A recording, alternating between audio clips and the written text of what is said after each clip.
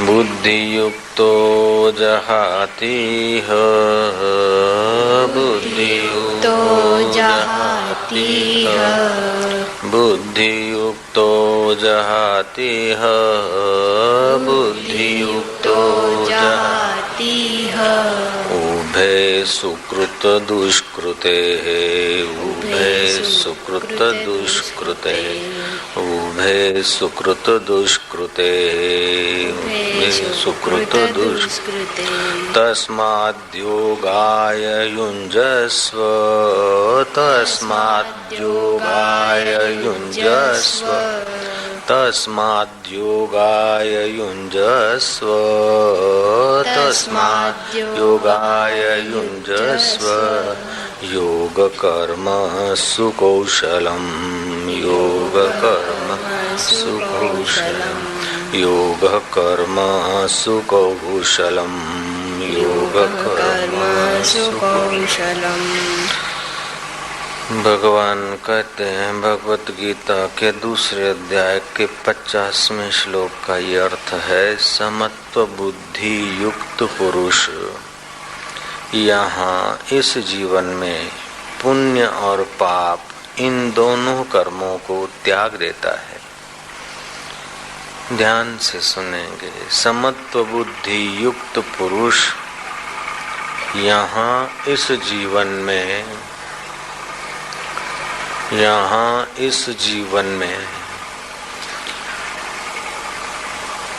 पुण्य और पाप इन दोनों कर्मों को त्याग देता है। इसलिए तुम योग से युक्त हो जाओ। कर्मों में कुशलता योग है। कर्मों में कुशलता योग है और कर्मों की कुशलता का मतलब यह है कि कर्म के बंधन से हम छूट जाएं। कर्म किए बिना तो नहीं रह सकते। अशुद्ध कर्म को जीतने के लिए शुभ कर्म करें, लेकिन शुभ कर्मों का भी कर्तापन अपने में जब तक मौजूद रहेगा तब तक बंधन बना रहेगा। लोहे की जंजीरें टूटी और सोने की पहन ली तो जंजीर है। झोंपड़े में नहीं तो पक्के मकान में, लेकिन बंद है तो बंद ही है। मुक्तता तो योग कर्म कौशलम।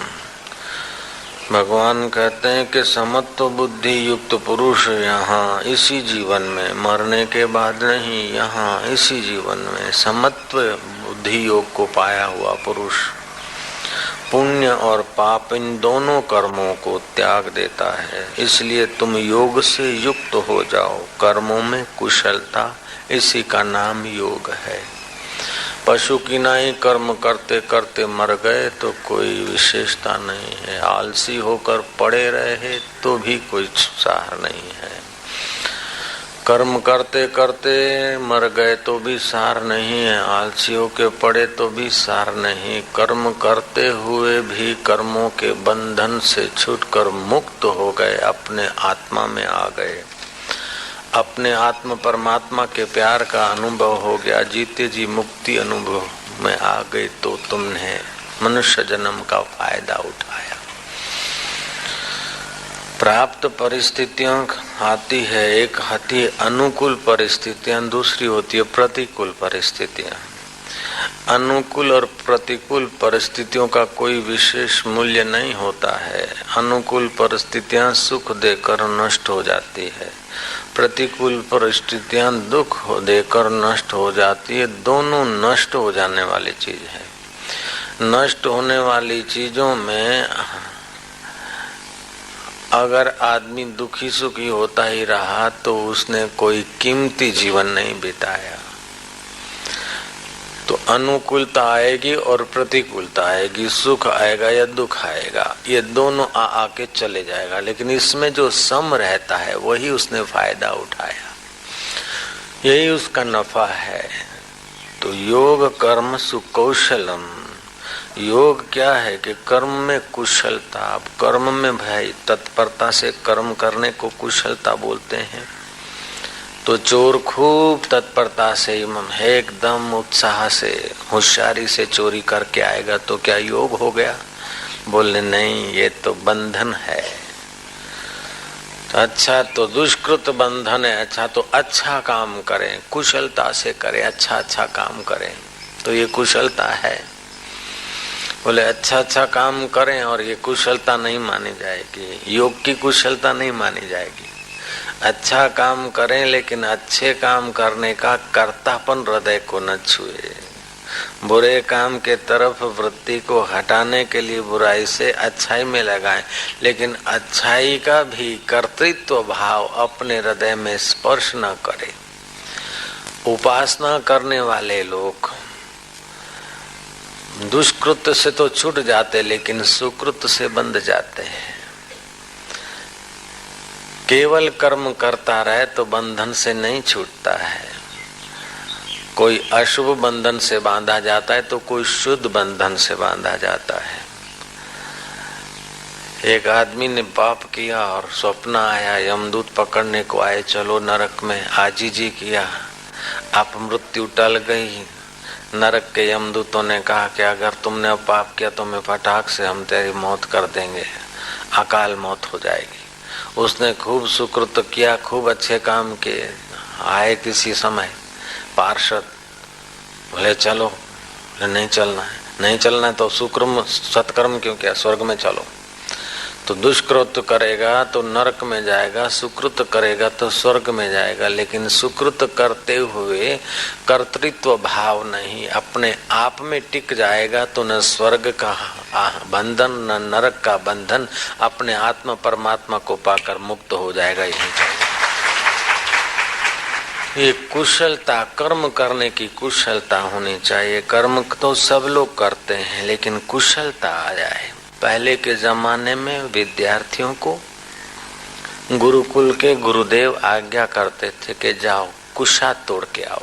कुशा एक घास होता है, अगर उसको तोड़ते समय अटकल है तो कुशा काटकर तोड़कर हाथ से विद्यार्थी आएगा। और थोड़ी भी बेवकूफी है तो कुशा, जो तीक्ष्ण कुशा के छोटे छोटे कंटक होते उसमें बारीक से हाथ की उंगली को काट देते। तो जो विद्यार्थी कुशा लाते समय हाथ में चोट खा कर आता, गुरुदेव कुशा देखते देखते बच्चों के हाथ देखते कि कौन बच्चा कुशा तो लाया है लेकिन हाथ कटे बिना, हाथ को चोट पहुंचाए बिना बहुत सारी कुशा लाया है, वो कर्म में कुशल माना जाता है।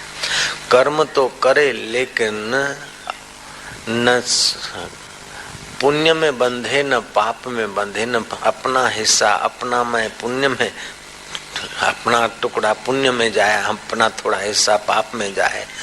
आज का आदमी भले अपने को चतुर समझता है लेकिन अपने को दिन रात काटता रहता है, दिन रात अपने को नोचता रहता है, खंड खंड करता रहता है।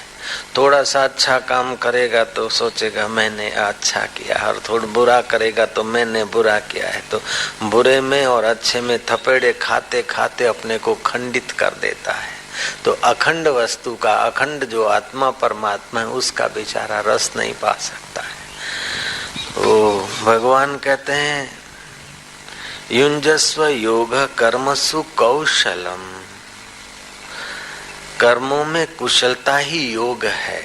और कर्मों की कुशलता क्या है कि न सुख में बंधे न दुख में बंधे, जो अवस्था प्राप्त होती है उसका सदुपयोग करें।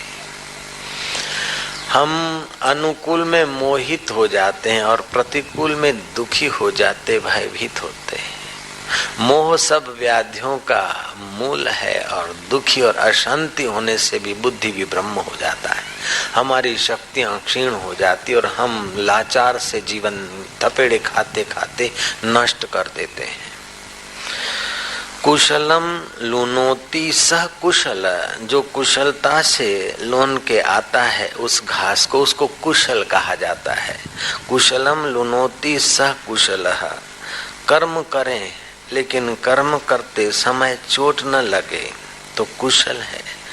कर्तापने की चोट न लगे, कर्म करते करते थकान न लगे और कर्म सुंदर हो, सहज हो, जल्दी हो और सुचारू रूप से हो और कर्म करते समय आनंद आए तो समझो वो कर्म कुशलता है। वह आनंद शास्त्रीय आनंद हो, श्रुति स्मृति संत सम्मत जो आनंद है वह कर्म योग हो जाता है।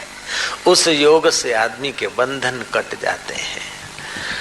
अकेले कर्म से बंधन नहीं कटते हैं, लेकिन कर्म योग से बंधन कटते हैं। तो भगवान बोलते हैं योग कर्मसु कौशलम। काम करते समय तुम्हें आनंद आने लगे। काम में थकान तब होती जब आपके मनोयोग नहीं होता है, मन उसमें एकाकार नहीं होता, इसलिए थकान होती है। काम बिगड़ता तब है जब करने में कुशलता नहीं होती, अथवा कार्य से बंधते कब है जब बेकुशल होते हैं। ड्राइविंग करते करते मनोयोग से ड्राइविंग करते हैं तो ड्राइविंग का भी अपना आनंद है। अगर थके थके ड्राइविंग करते हैं, भार समझकर ड्राइविंग करते हैं, भयभीत होकर ड्राइविंग करते हैं तो डिसीजन गलत आता है, एक्सीडेंट हो जाता है। ऐसे अपने मन बुद्धि की ड्राइविंग ऐसी कुशलता से करें कि हमारा मन सदैव आनंद में रहे, प्रसन्नता में रहे, सुख और दुख दोनों को लांघता जाए, मान और अपमान को दोनों को लांघता जाए, सफलता और असफलता को सपने में सरकाता जाए और खुद शाश्वत स्वरूप में टिक जाए। ऐसा आदमी जीते जी उसने अपने जीवन का फल पा लिया है। भगवान कहते कि अर्जुन, जो मुझे देना चाहिए उन भक्तों को, संतों को, वो तो उनके पास पहले से ही हो जाता है। समत्व योग उच्यते। मैं संतन के पीछे जाऊं जहां जहां संत सिधारे। ऐसे जो समता में स्थित हैं, ऐसे महापुरुषों को तो भगवान भी खूब स्नेह करते हैं। ये समत्व योग की कला सुनकर थोड़ा मनन करके और अपने व्यवहार में लाए तो व्यवहार भी बंदगी हो जाएगा। अकेला जो संसार में लगा है कर्म करते करते कर्म के कीचड़ में धंसा है, दूसरा लगा है अकर्मण्यता की खाई में। न अकर्मण्यता के खाई में गिरो, न कर्म के दलदल में फंसो, लेकिन तुम तो आत्म शिखर का आनंद लो।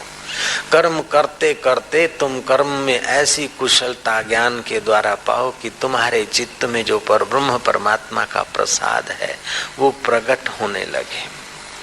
जिसको एक बार भी थोड़ी बहुत आत्म सुख की झलक आ जाती है, एक बार भी किसी संत या भगवंत प्रसाद की झलक आ जाती है, उस आदमी को चाहे हजार हजार सुख या हजार हजार दुख आ जाए, हजार हजार अनुकूलता आ जाए या हजार हजार प्रतिकूलताएं आ जाए, वो आदमी कहीं रुकता नहीं है। तेरे दीदार के आशिक समझाए नहीं जाते हैं, कदम रखते हैं आगे लौटाए नहीं जाते।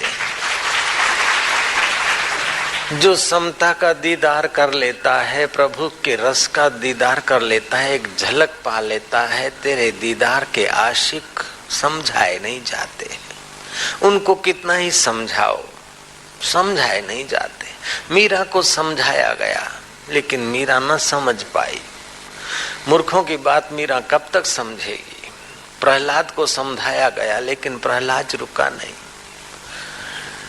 तुकाराम को लोगों ने समझाया और जीजाई ने भी समझाया कि ऐसा नको करा, विठल विठल काई, सारा दिन विठल विठल, तुम ही जरा सुधरा।